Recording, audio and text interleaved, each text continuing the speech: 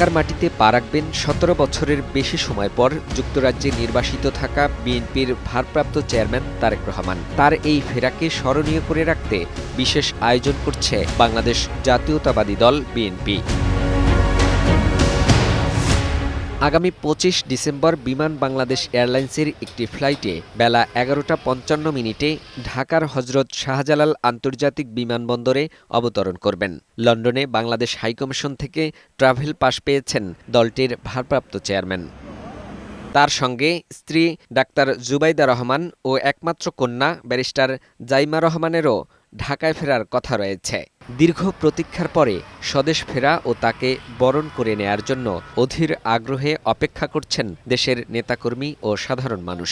ঢাকায় অবতরণের পর বিমানবন্দরের অদূরে ৩০০ ফুট সড়কে দলের ভারপ্রাপ্ত চেয়ারম্যান তারেক রহমানকে সংবর্ধনা দেওয়ার পরিকল্পনা করেছে বিএনপি। তার এই ঐতিহাসিক প্রত্যাবর্তন যেন বিগত ৫৫ বছরের ইতিহাসে যেভাবে যা কিছু দৃষ্টান্ত হয়েছে তাকে ছাড়িয়ে যায় এবং আগামী ৫৫ বছরের ইতিহাসেও যেন সেরকম কোনো ঐতিহাসিক ঘটনা না হয়, সেরকম একটা আমরা স্মরণীয় করে রাখার জন্যই আমাদের সমস্ত আয়োজন হচ্ছে।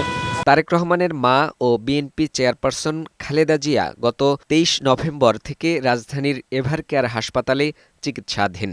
দেশে ফিরে সরাসরি হাসপাতালে মাকে দেখতে যাবেন। সংকটাপন্ন কথা শুনে দূর পরবাসে থাকা সন্তান কাছে না থাকার যে যন্ত্রণা, মায়ের প্রতি ছেলের যে আবেগ, মায়া, ভালোবাসা আর উৎকণ্ঠা, তার অবসান ঘটবে হয়তো এই দিন।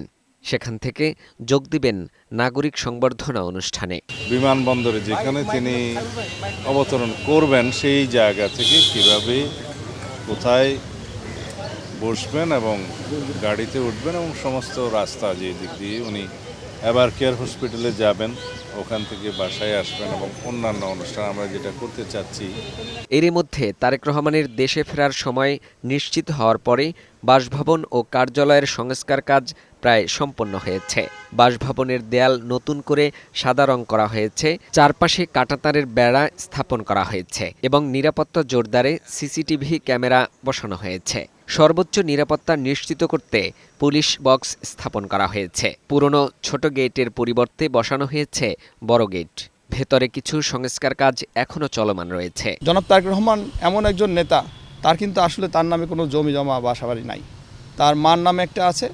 তার বাবা শহীদ প্রেসিডেন্ট জিয়াউর রহমান যখন শহীদ হন তখন সরকার থেকে তাদেরকে একটি বাসা দেওয়া হয়েছিল গুলশান অ্যাভিনিউয়ে।